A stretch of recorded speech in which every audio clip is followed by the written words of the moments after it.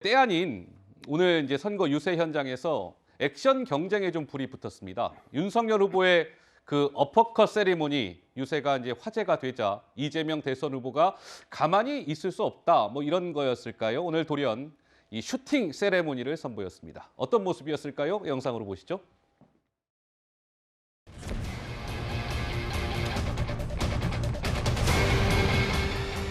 정치 보복을 누가 제일 잘했습니까? 원래 옛날에도 이 히틀러나 무솔리니 같은 이 파시스트들 아시죠? 이 사람들이 뒤집어 씌우는 거는 세계 최고입니다. 자기가 쥔 죄 남한테 덮어 씌우고 자기 쥔 죄는 덮고 남은 짓지도 않은 죄 만들어서 선동하고, 이게 원래 파시스트들, 공산주의자들 이런 사람들이 하는 수법입니다. 이게.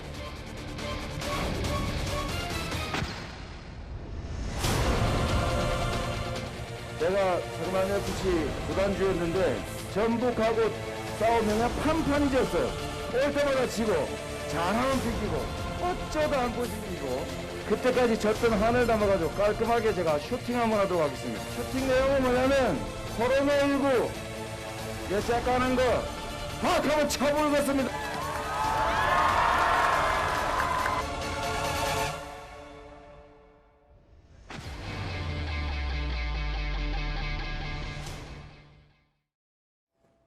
네, 윤석열 후보의 이른바 어퍼컷 세레모니는 뭐 화면을 통해 많이 만나보셨을 거고, 이재명 대선 후보가 방금 화면에서 보신 바와 같이 전북 전주였을 겁니다. 오늘 이른바 슈팅 세레모니를 선보였습니다. 이승윤 변호사, 이재명 대선 후보의 슈팅 세레모니는 윤석열 후보의 어퍼컷 세레모니의 응수 차원이다, 좀 이렇게 봐도 될까요?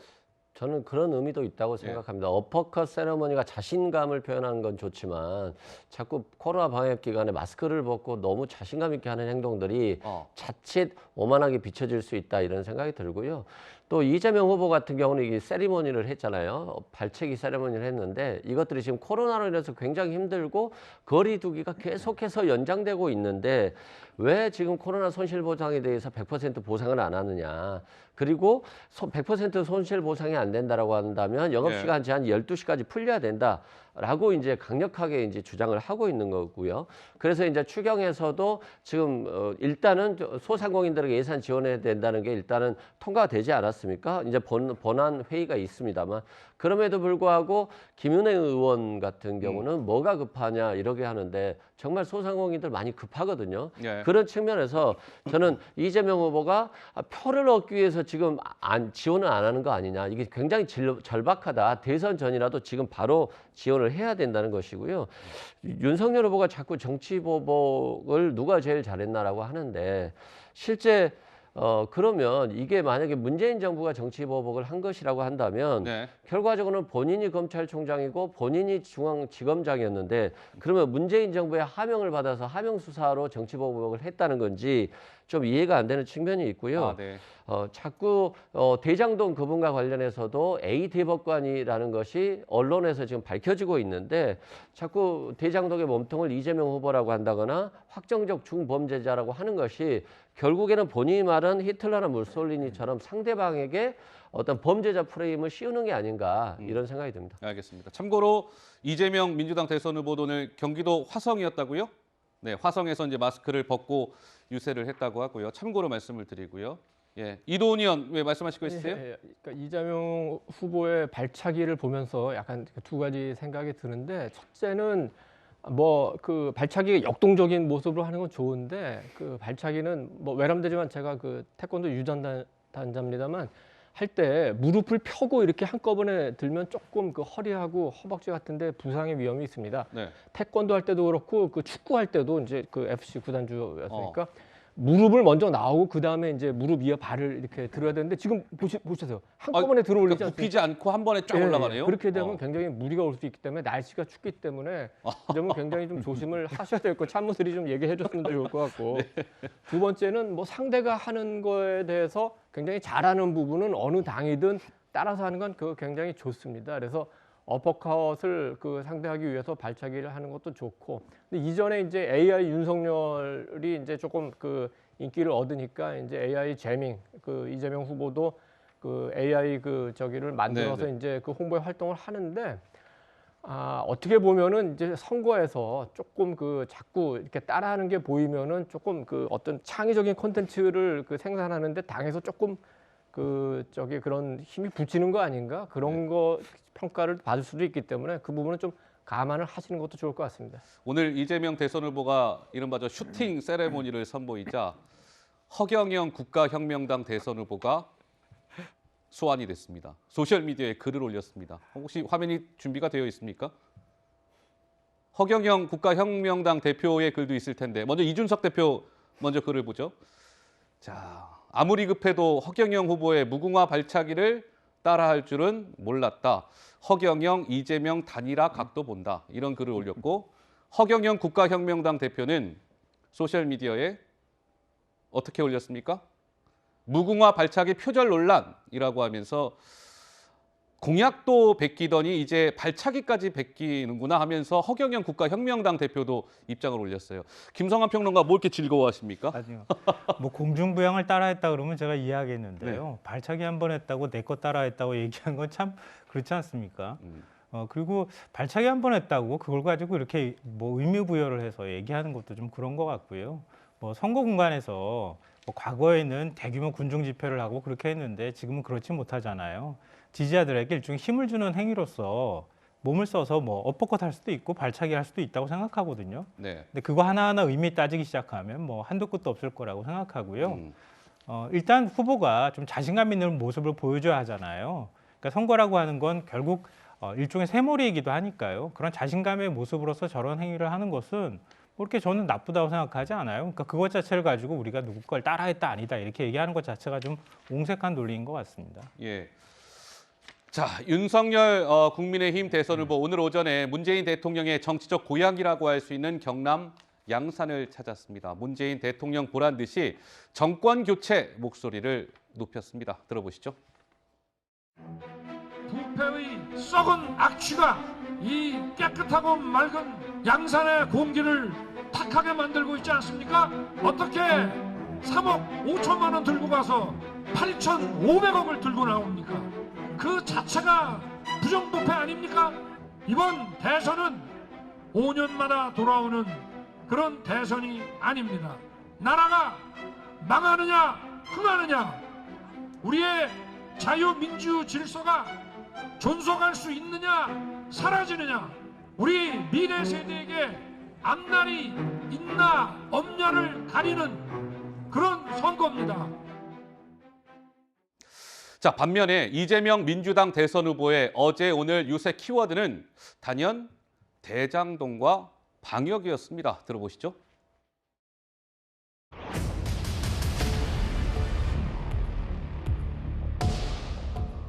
녹취록에 이런 것도 나온다고 하더군요. 내가 가진 카드면 윤석열은 죽어. 한번 따라해볼까요? 내가 가진 카드면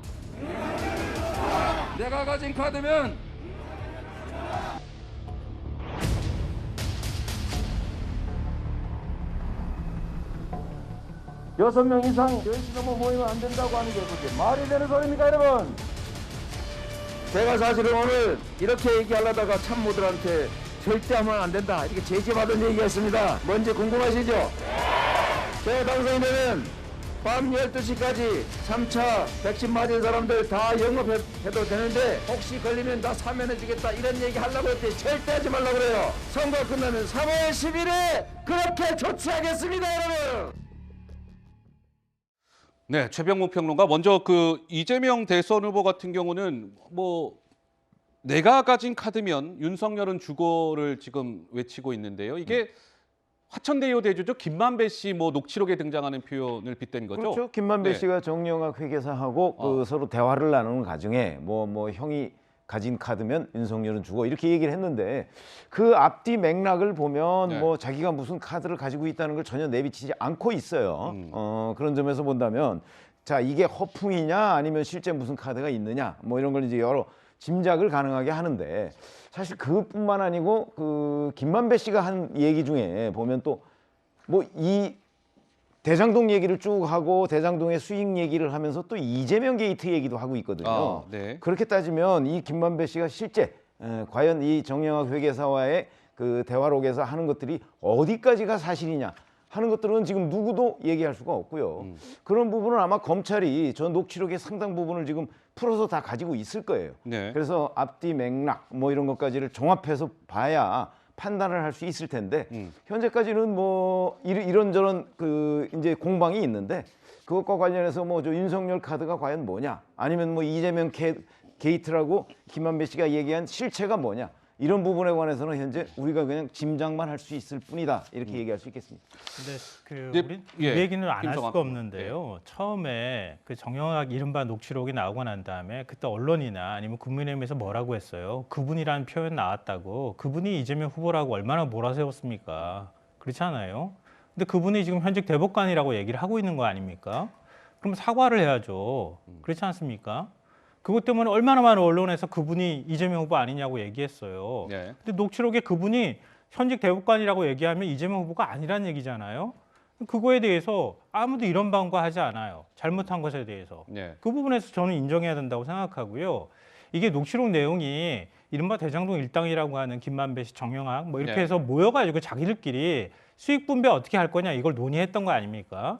그 2019년 12월부터 2020년 7월까지 10여 차례에 걸쳐서 자기들끼리 만나서 녹음했던 걸 정영학 회계사가 녹음해서 검찰에 제출한 거예요. 네네. 거기 나와 있는 인물들이 이른바 50억 클럭이라고 하는 사람들이 나왔고 곽상도 전 의원이 그 50억 얘기 때문에 결국은 이제 구속된 상황이 된 거잖아요. 검찰 수사의 발단이 된 거예요. 일종의 힌트를 줬던 그런 사안이라는 겁니다. 근데 거기에 좀 봐보세요. 윤석열 후보 이름은 등장하잖아요. 이재명 후보 이름 나옵니까? 이재명 네. 후보가 돈 받았다고 얘기합니까? 네. 그렇지 않잖아요. 이상하잖아요. 그러니까 그런 부분에 대해서 주목을 해봐야 되는 거고요. 검찰이 최소한 그런 부분에 대해서 수사를 했다고 하면은 거기에 대해서 이미 진즉의 판단을 내렸다고 하는 건데 그럼 다른 거는 수사하는 과정에서 나왔던 내용들이 다 언론을 통해서 흘러나오는데 알겠습니다. 왜 그 얘기는 지금까지 꽁꽁 숨겼다가 아무 얘기 안 나오다가 지금이야 얘기가 나오냐는 거예요. 네. 그러니까 그것도 좀 이상하다 이렇게 생각합니다 저는. 네. 국민의힘은 사과해야 된다. 네, 김성환 평론가의 당연히 사과해야 되지 않습니까? 주장이시고. 이재명 후보라고 얘기해왔잖아요, 그분이. 자, 잠시만요. 일단 그분이 현직 대법관이라는 것을 오늘 한국일보 이제 보도에 근거해서 인용해서 말씀하신 것이고, 그렇죠. 다른 예, 곳에서는 최병욱 아직 안 나온 거 아닌가요? 예. 안 나온 거고 그리고 이재명 후보 이름이 안 나온다고 그랬는데 제가 아까 말씀드렸죠. 김만배 씨 입에서 이재명 게이트라는 표현은 나옵니다. 그러면 그 사람이 얘기한 이재명 게이트라는 그 표현이 과연 이재명 후보가 여기에 어떠한 걸 뭐 해서 엄청난 비리가 있다는 걸 얘기하는 건지 아니면 단순히 그냥 본인이 뭐 이런저런 얘기를 정영학 회계사하고 하면서 한 얘기인지 네. 그러니까 과장인지 실체가 있는 것인지 이런 게 드러난 적이 없다는 거죠.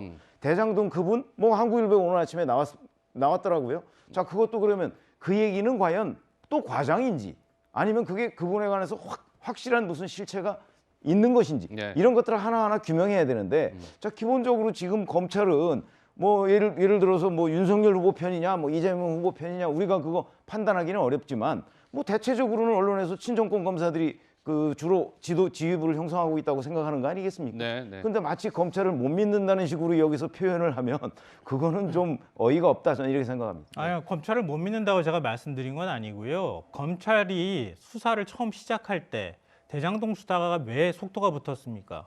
저 녹취록을 정영학 회계사가 제출했기 때문이에요. 그 다음부터 그 녹취록에 근거해서 수사가 시작이 됐던 거예요. 그래서 이른바 대장동 일당들이 네. 다 구속된 거 아닙니까? 그러면 그걸 근거로 해서 녹취록 내용을 가지고 굉장히 많은 보도들을 쏟아내 왔단 말이에요. 한국일보가 녹취록을 계속 입수해서 보도를 하고 있는데 네. 그럼 거기에 그분은 다른 사람이라고 지금 지칭해서 나왔다고 하면은 그것도 그러면은 근거가 있는 얘기라고 우리가 생각할 수밖에 없잖아요. 근데 어떤 거는 근거로 삼고 어떤 거는 근거가 아니다, 거짓이다, 아직 확인된 내용이다, 아니다고 얘기하는 거는 이중잣대라는 거예요. 예, 알겠습니다. 자, 오늘 뭐 김성환 평론가, 최병욱 평론가, 월간조선, 뭐 한국일보 오늘 이제 보도를 통해서 말씀을 주신 거고, 정의당 심상정 후보 얘기 잠깐 하고 넘어가겠습니다. 오늘 정의당 심상정 후보 손실보상, 뭐 추경은 물론이고 이재명, 윤석열 후보를 향해서 날이 선 발언을 쏟아냈습니다. 심상정 후보입니다. 들어보시죠.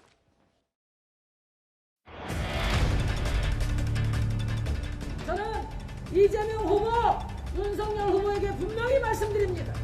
진정으로 소상공인들의 손실 보상을 국가가 책임지고자 한다면 자기들끼리 몇십조 떠들지 말고 당장 법으로 만들어서 법대로 하자 이렇게 말씀드립니다.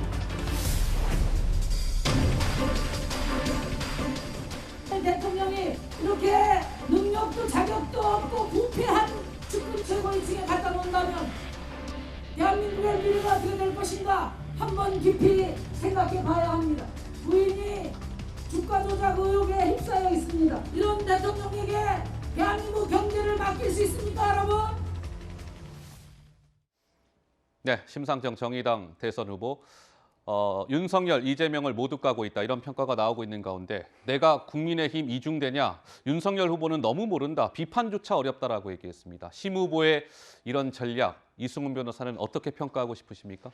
일단 양비론을 통해서 심상정 후보의 어떤 정의당의 깨끗함을 강조하고 싶은 것 같은데요. 네. 뭐 그렇게 틀린 말을 한 것 같지는 않습니다. 지금 코로나로 자영업자들이 굉장히 힘든 상황에서 당연히 손실보상법이 있기 때문에 그 손실보상에 따라서 100% 보상하거나 아니면 거리두기를 완화해서 영업을 할 수 있도록 해야 되는데 그렇지 못한 측면이 안타깝다는 거고요. 실제 이재명 후보도 100% 보상하겠다. 자신이 3월 9일 날 대선에서 승리하면 100% 보상하고 거리두기 피해에 대해서도 충분히 보상을 해주겠다라고 했던 것이고요.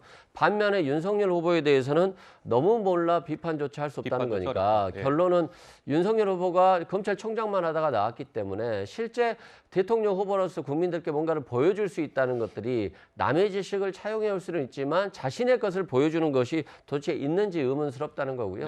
과거 이제 주가 조작과 관련해서도 처에 어떤 주식 계좌를 공개했는데 그건 주가 조작 시기와 무관한 시기를 공개하면서 손해를 봤다라고 하지 않았잖아요. 그런데 결과적으로 뉴스에서 보면 그 다음에 주가 조작 시기에 주가 조작을 계좌가 공개가 되고 있잖아요, 지금. 그런데 그것에 대해서는 공개하지 않고 수익을 얼마 받는지에 대해서 얘기를 하지 않는다는 측면에서 국민을 좀 기만적으로 보여주는 게 아닌가 이런 생각이 듭니다. 네. 이도훈 의원, 예. 이번 선거에서 그 정의당과 심상정 후보에 대해서 조금 그 아쉬운 부분이 있습니다. 어떤 게 아쉬우십니까? 심 후보가 예. TV 토론에서도 이재명, 윤석열 후보를 이제 집중적으로 비판을 하고 정의당도 그렇고 그다음에 이제 TV 광고도 새로 나온 거 보니까 이재명, 윤석열 후보를 그냥 공격하는데 굉장히 많은 시간을 할애했던데 정의당은 우리나라의 진짜 사실상 유일한 그 이념 정당이라고 볼 수도 있습니다. 진보의 가치 하나로 지금 그 명목을 유지해온 정당이에요. 그렇다면 왜 정의당이 왜 심상정 후보가 이번 선거에 나서서 대통령이 돼야 하려는지 정의당이 하려는 가치가 무엇인지 이거를 조금 구체적으로 많이 들었으면 좋은데 지금 이제 가장 중요한 게 여성의 이슈가 있고 노동의 이슈가 있는데 여성은 약간 너무 좀 그 페미니즘 쪽으로 가는 거 아니냐. 노동은 여성에 비해서 조금 너무 비중을 덜 두는 거 아니냐. 이런 일반적인 그 비판도 있는데 그거에 대해서는 별로 답이 없고 정의당의 정책보다는 그 거대 두 정당을 비판하는 데 많은 시간을 보내니까 그러면 대선 이후에 정의당은 도대체 어떤 역할을 할 것인가 이런 의구심도 갖게 될 수 있기 때문에 대선 이후를 위해서라도 정의당의 목소리는 뭔지 정의당의 정책은 뭔지 정의당이 지향하는 바는 뭔지 이거를 국민들한테 알리는데 좀 더 비중을 뒀으면 합니다. 자, 뭐 지지율 그래픽이 하나 준비되어 있다고 했죠? 한번 보여주세요. 예, 문재인 대통령 아까 우리 이제 대화 중에 문재인 대통령 지지율 얘기가 나와서 그래픽으로 좀 보여드리고 넘어가야 될 것 같아서요. 문재인 대통령의 최근의 지지율이 임기 후반부인데도 불구하고 40%대 41%를 유지하고 있는 지지율 그래픽을 보셨습니다. 자, 저희가 준비한 다음 소식 탑10 다음 소식으로 넘어가겠습니다. 화면으로 만나보시죠.